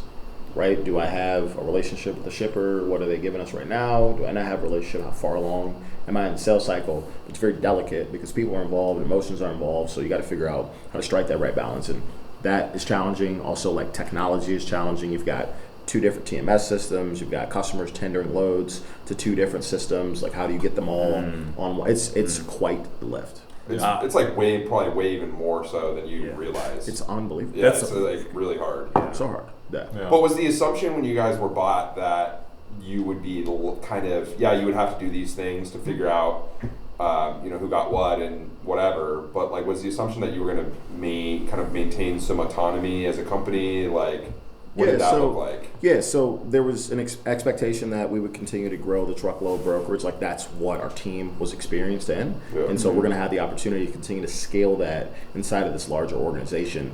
But you have to figure out all these things before that stuff really comes to fruition. Mm-hmm. Yeah.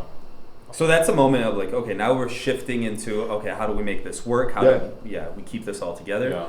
Yeah. And but you're also not you also don't get to just do whatever you want anymore. Correct. So like now, which is a big change. Huge change.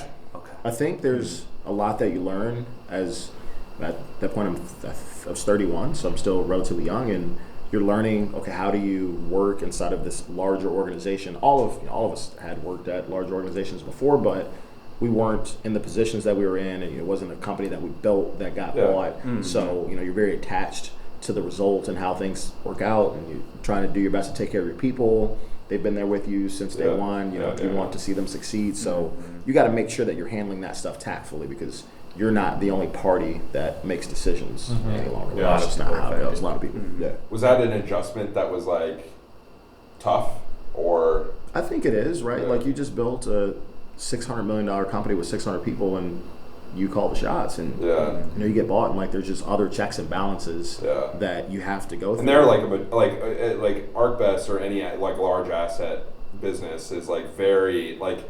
That's a different kind of business than a brokerage. Totally. Like it's like a real, like you talk about process. Like maybe they're screwed up processes. I don't know, but like I mean they're physical. Like they have you need a level of a different level of process to manage like physical equipment like that. Correct. And to do that at scale and to do it well. Plus they're a publicly traded company, so they have all those financial reports every quarter. I mean, it's legit. Very different business. It's like. So that was end of 2021. and now 2022 comes around. Yeah. I've been to the offices that MoLo moved into. Yeah. That was amazing. Beautiful. Can you kind of walk us through how 2022 looked like? Yeah. So 2022, you're still really riding the wave of the end of the COVID boom. Mm-hmm. Then it starts to taper off, so revenue per load's going down. It's getting a little bit more competitive. Capacity is relatively plentiful, but it's more challenging. It's starting to shift to a shipper market. But we had a very strong year. We did 1.2 billion in revenue.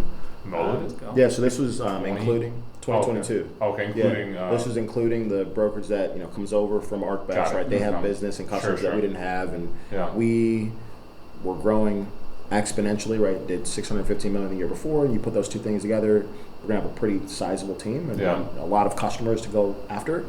Also, you expose those customers to different capacity they didn't have before, so we have a very developed carrier sales team. And so you start to see a lot of really cool synergies because you take what I would consider to be the best carrier sales team, the best level of execution, like that team is excellent at what they do. That's how we grew to where we are. Now you introduce customers that have never seen people work like that, and they're like, oh my gosh, give them more business. Like they find trucks when no one else can, like they're doing stuff that people don't. So that was really cool to see because you start to realize how massive the space is. You're a small player, MoLo, a small little spec in this massive multi-billion-dollar space. Now here's a 100-year-old company with tons of relationships and customers that have never worked with a incredible full truckload broker like us, and they're like, well, we weren't getting full truckload services at this scale before. This is cool. Yeah. So I mean, it was really, really nice to see. It's pretty sweet. Okay. Got it. Very, very nice. Yeah. So there were like significant opportunities to land. Like, did they get you in the door with customers that you could never have gotten? Dude, I'm calling customers that were telling us we're not asset based. I'm asset based now. The assets. Oh, you guys assets? Like you don't do LTL. We are ABF. Like we do whatever you need us to do. Right. So much easier to have those conversations, and that was fun because now we've got a ton of customer facing sales reps, and they can diversify their book. They can go into accounts that they weren't doing, intermodal or drayage or LTL. So you guys were doing no LTL? No. Zero. None. That's crazy. We were a full truckload broker. Yeah. So that's an interesting thing to talk about right there. Yeah. I think being very focused on a particular niche. I think a lot of companies fail because they try to be too good at too much. Yeah. And so I'm going to be able to walk into a meeting and tell you that I'm the best at this. And if you want to ask me to solve some other problem, I can directly say like that's not our strength right now. I won't say that we'll never do it. And let's say we don't get bought, like we got to build an LTL department, you got to build an intermodal department. Like you have to do those things because some customers so you didn't not do intermodal either. No. Just we moved a couple of one-off LTL loads, a couple of one-off intermodal loads, but like a negligible amount. Sure. Yeah. Okay. So 2022. You merge. I mean, it merged in the end of 2021, but it essentially have everything put together. The work is going on in like 2022. It's a lot. Yeah, and so you basically have like put whatever ABF had together with MoLo, and now can reach out to customers. Good year. Strong year. Okay, 2023. Yeah. So 23 starts. The market is softening more and more. Yeah. It is obviously more challenging to get sizable and strong awards with customers because everyone's beating you down on price. So you're trying to figure out, okay, which customers do we have the best relationships with that we continue to grow with? Which ones are we underutilizing or underpenetrated with? How can I cross-sell, right? How can I leverage these assets, warehousing, intermodal, to get a customer that maybe says no if we're just MoLo, but they say yes because we're this large organization. So I think there was a lot of maturing that happened and still going on. As you understand, how do I tactfully sell into an account that in a market like this is going to tell a broker, no, I don't need any more brokers, but I have this whole suite of services, but I've never had that. Yeah. It's brand new for some of these reps that they're 3 years in their sales career and they've only sold for a truckload broker. So cool to see people start to like get the wheels cranking with that and understand how to grow their book of business. Okay. We met with the president of STG Logistics, and he has a lot of experience acquiring companies. And he told us that it kind of buying a company breaks down into like 3 buckets. And the first bucket was Help me out, boys. Quizzing me now? Tom is Help me out, gentlemen. You were there. Rescuing. Guys, the 3 buckets were. I'm trying to engage you guys too, though. One bucket. One of the buckets was. What are the buckets? What are they? I remember he was talking about buckets. Was the team that you're bringing on, the exec leadership team, right? Yeah. And so how closely were you guys now working with the execs at ArcBest? I was just about to ask that. Like, what was that like, the relationship right there? Every day, right? So you're working through the highest level challenges with people that run this massive org and they're responsible for this particular piece. So, I mean, there's a lot. It's every single day, right? You're integrating a massive multi-million-dollar company into another multi-billion-dollar company. Sure. You've got to get along. He was saying you've got to get along with that team, right? Yeah. But the other thing is, like, you don't want there to be interruptions with customers. The only thing that matters is moving the freight, right? So, like, we can't figure out our stuff behind closed doors and make you think that we're cohesive and everything's smooth. Like, that's all that matters. Like, I need you to know that we still are going to cover all the freight. And so you're having a lot of those conversations with customers, like, oh my gosh, are things different? Or how are you guys going to make sure you manage it well? And so there's a lot of forward, proactive communication to let customers know we're better because of this. So we have to keep you feeling comfortable, warm and fuzzies while we're like doing all this really hard stuff. Sure. Love it. Great. The second bucket was stickiness, that when they want to buy, right? And you guys were all contract freight. So for ArcBest, you guys are a great company to get to buy. Very you guys sticky. are very sticky, right? Yeah. And relationships too. It's huge. great deal. And then what was the third bucket? Do you remember? I think it was accounting, right? I think it was accounting. Yeah, having your money in order and your I think finances. it was the first bucket. That was the first bucket. We went 3, 2, 1. Yeah. Spoiler alert for that. So it's amazing. Very, very cool. So yeah, it sounds like you guys had your finances all in order. Walk us through like the decision to leave. Yeah. So I left MoLo mid-May 2023. So 4 months ago, 4 or 5 months ago, and when I look at what we were able to build from 2017 until May of 2023, I could not be more proud of the team, the opportunity, the customers we were able to onboard, what it looks like to come into an industry and like shake it up. You know, there's still space for a company to grow like us. And so there were some career aspirations that I had to grow and scale a company. Like we did that, you know, really get to a point where you have a sizable business with a lot of employees. Like we get bought, we're 615 employees. Like this is really cool. A lot of people that are like relying on us for their careers. They feel good to be here. They're growing and developing. You helped a lot of people. Dude, I can tell you so many stories. One of my favorite ones is I remember working with the rep early on. This is probably, 14 months into his sales career. Not making a ton of money. Now I'm managing this group of reps, and we sit down, have a one-on-one. I'm like, man, what do you want, right? Well, I want to buy a condo. I want to start to save some cash. I'm like, fantastic, right? Let's look at your book of business. Which customers here do we think we can rely on, right? Like, what do you think we can get from ABC company? Maybe 40 loads and this. Okay, great. That's our plan. Let's go do that across these 10 customers. Who's in your pipeline that we're close with, but we haven't gotten over the finish line? Let's get on those calls, get those RFPs, start pricing, really get in there, and then who are your home run customers? They don't know who you are quite yet, but if we land them, you change your book, right? So we make this plan. This is February of 2020. Starts crushing. Hasn't made any commission yet, right? Never made commission 14 months in. Okay. February doesn't make commission. March doesn't make commission. April first commission check. So not a ton of money, but the wheels are rolling. May, nice commission check. June, this person's been on commission since then, right? The last 3 years. June of 2021, they buy a condo. Oh. I've never been happier in my life. I was happier then than I was when we sold the business. Nice. Because you're looking at someone who didn't know that they were capable of producing at that level. Maybe they quit. Maybe they go somewhere else that doesn't give them opportunities, right? And they said, you know what? I'm willing to do the work. Let's do this together. I want to go and develop. And seeing a lot of those stories play out is so fulfilling. That you unlock the potential, full potential. It's the best thing in the world. It's about but it's so fun, right? Because this person now has a different conception of themselves. Because prior to that, they didn't know if they could do it. They're like, dude, I didn't know if I could get there. Yeah. And now that's always going to be something to look back at for confidence to say, I was down and it wasn't going great, but I was able to buckle, go ahead and get it, buckle in and actually achieve these goals. That's the best stuff in the world. So I think about career aspirations, developing people. We were $1 billion company, right? We sold it, a lot of really cool things. And so I've always been an entrepreneur. I like building businesses. I like having the opportunity to build and scale cool things. So I just felt that there was not a ton left for me to go ahead and attack at that point, and I wanted to travel the world. So I left in May, and I spent the summer in Europe. I was in Europe for 3 months. It was incredible. And I've always wanted to do that. I always wanted to live abroad for a little bit, so I figured probably the best window of time to do that, and now we're gonna go figure out what else to go build. Yeah. So I was actually gonna ask you what's on your mind now. What are your plans? Yeah. So I spent a lot of time all summer, actually journaled every day.